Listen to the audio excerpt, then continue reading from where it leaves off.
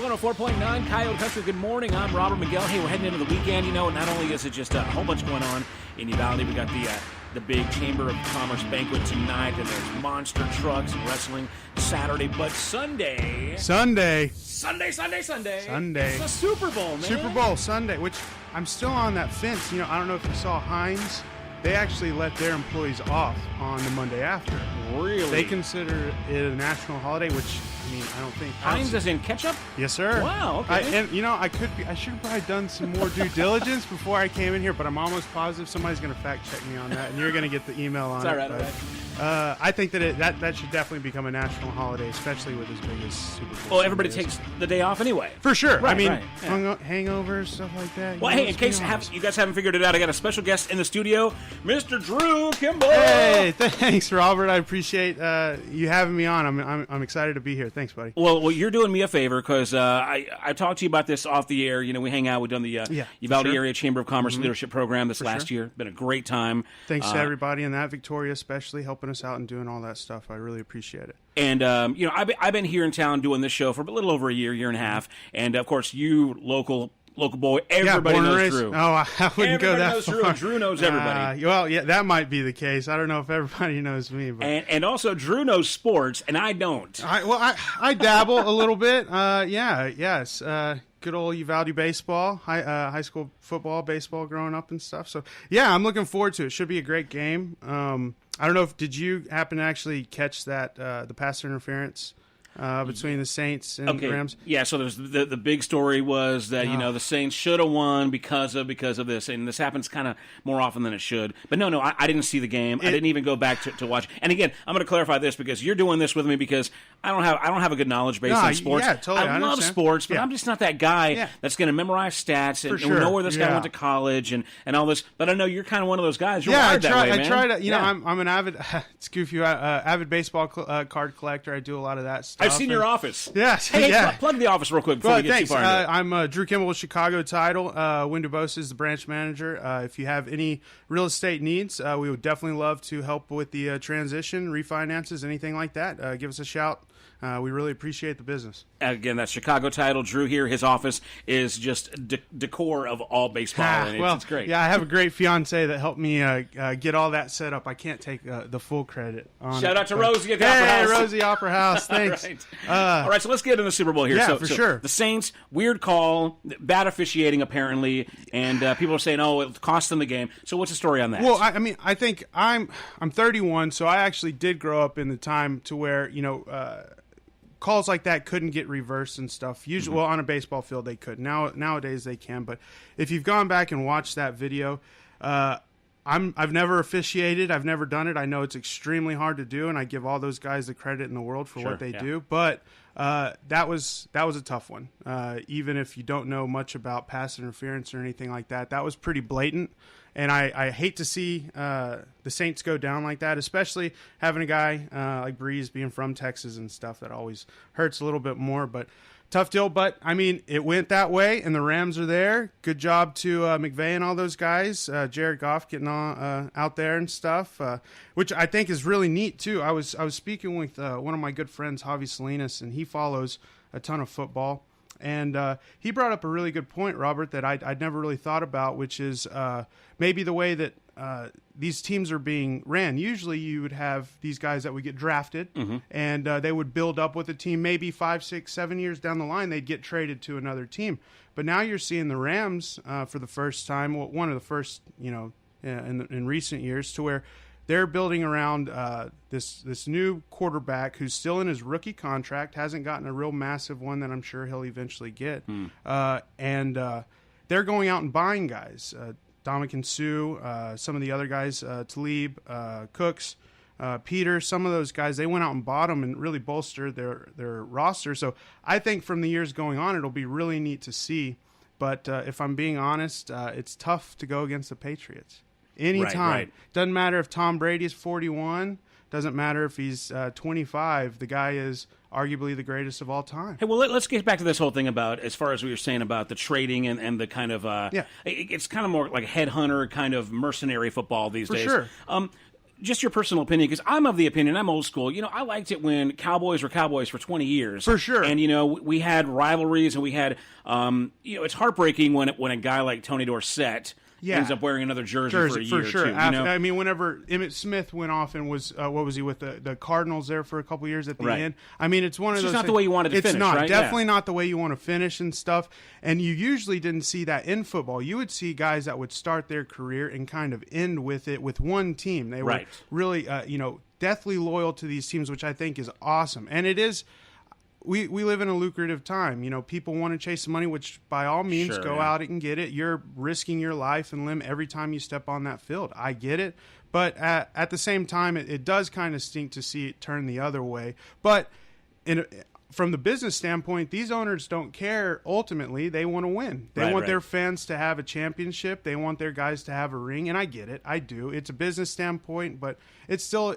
From the outside looking in, is not always the most fun to see. I guess it's safe to say that that's just the way the business is going to be from now on. Probably, more than likely. Let's get into the rivalry. Okay, so it's now who's playing, because I'm so out of touch. Patriots versus Rams. Rams, which it's kind of neat because for the last few years, Tom Brady being on the retirement block has obviously come up year after year. He's 41 this year, and I don't know if you know, but it's kind of come full circle. He's now playing the first team he ever played in the Super Bowl, which was the Rams. Wow.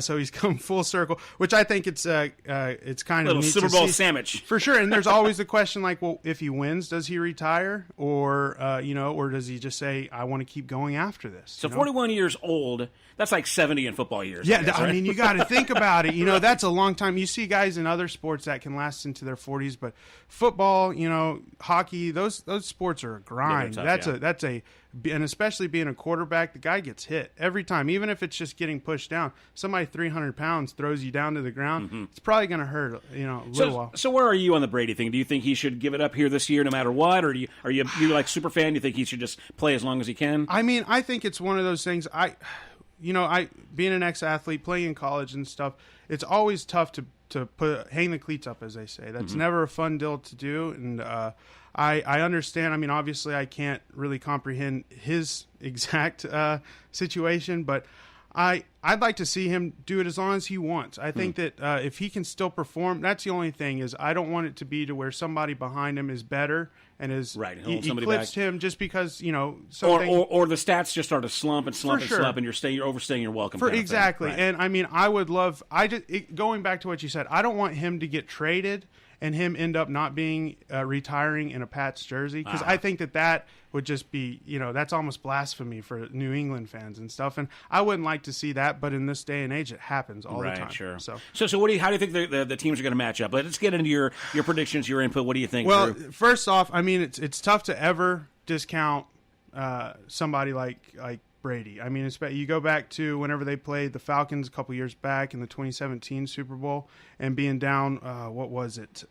What was the deficit that they were at? Was it 28 to 3 or something? Wow. I can't. Okay. It was bad. I don't have the numbers in front of me. I can't remember it off the top of my head. Back, yeah. But that's literally all. It comes down to, a lot of it comes down to Brady. I mean, the Rams are a great team, regardless of that call or not. I mean, you have a great matchup with the Saints and the Rams right there. So the Rams obviously paid the money. They're going to get in, and I think that it's up. It's one of those things. It's kind of anyone's game, but I don't know. So I didn't see a single Rams game this season. What are the strengths? What are the Rams bringing to the game? Well, I mean, they went off. They got all these big name guys. I mean, Ndamukong Suh is he's a monster on the defensive side. Goff has definitely done. Jared's done a really good job behind. His numbers there at the end kind of. They started to come back up. I think they're in the middle. He had a couple of games that weren't the best overall, but his passer rating's been somewhat decent.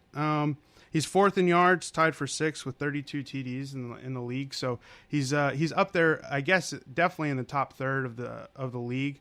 I think that it's going to come down to, they both have great defenses, know how to run the ball. Obviously, both can pass. So it's going to be it's always one of those tough matchups. I personally like close games. I don't want to get out there and it be a blowout. Oh, yeah. Something that makes, I mean, people are there to have a good time.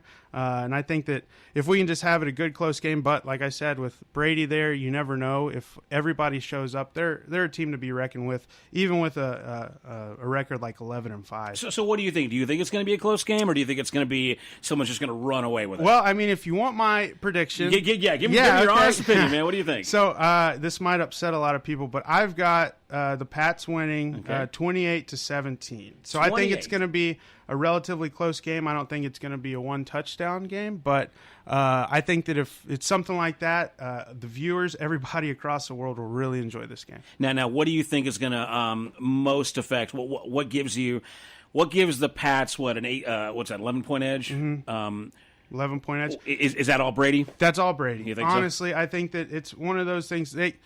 People can say that even if he doesn't show up, they might be able to win, and they probably could. Obviously, it's anybody's game, especially under the lights like that. But I think that whenever he shows up and he does what he knows how to do, it's tough to beat that. Plus, guy. It's all that experience for the sure. big game. You got to think. I mean, just the experience that team has going into the big game. I actually, Robert, I wrote down a couple facts for you just on Tom Brady because it kind of blew my mind.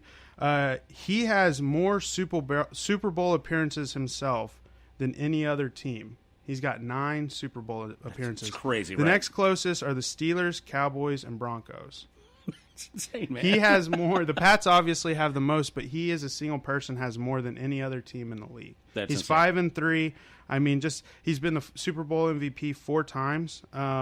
So that's going to just to alleviate so much pressure, for sure, especially for a first timer, against somebody that's never been to a Super Bowl before. Yeah, for sure, and especially, I mean, Goff's coming in and he's a relatively new player, only been in the league for a couple of years, and I'm sure, I mean, he's played in front of thousands. I'm not just saying that, but this is the biggest event in sports. This is it. Everybody watches the Super Bowl. All eyes will be on them, and I hope that he comes out, and I hope everybody plays. I wouldn't mind. I would love the Rams to win. Just my personal prediction. Looking at it, I think that the Pats are going to Okay, so we got Drew Kimball here from Chicago Title. His prediction for Super Bowl, what is it, 52? What is it, 50? I think we're on 52. 52, yeah, okay. Yeah, goodness. LII? I believe so, yeah. So your prediction, 28-17, Pats over the Rams. So just because I'm going to be a betting man, I'm going to take the Rams. Oh, here we go. You're going to give me a spread? Let's do a bet. Come on. Well, I mean, shoot, we should do a 10-point spread then. That way you can at least get covered from me. So, yeah, we could do a 10-point spread. That would be all right. So you got the Rams. So the bet is I'll take the Rams, you take the Pats. If I lose, lunch on me at Broadway 830 because that's right by your office. Yeah, right? That works for me. Yeah, so we'll meet right there, and we'll get some wings. They got some awesome wings out there. Also, real quick, I just wanted to share a couple of facts with you. Americans on Super Bowl Sunday actually eat 1.3 billion wings. Woo! Say something for me. And they buy more than $1.3 billion worth of beer. Wow. So whatever party that is at, I need to be there. Yeah, exactly. Yeah, y'all invite us to the parties. Call us 830-591-1105. I still don't have Super Bowl plans yet. Oh, me either. Shoot, I'll probably just be sitting at the house watching it. No worries. That's right, all right. It's always a good time. Well, hey, thanks again for having me, Robert. I really do appreciate it. Yeah, again, Drew Kimball from Chicago Title. Plug the business one more time. Yeah, so Chicago Title, we're right off of East Street, 116 North East Street. You can contact us at 830-333-7050. Thank you. All right, Drew says Pats by 11 at least. What'd you say, 28? 28-17. 28-17? All right, we'll find out Monday, all right? I appreciate it. Have a good one. Brother. Real Country with Robert Miguel. Coyote Country. 104.9.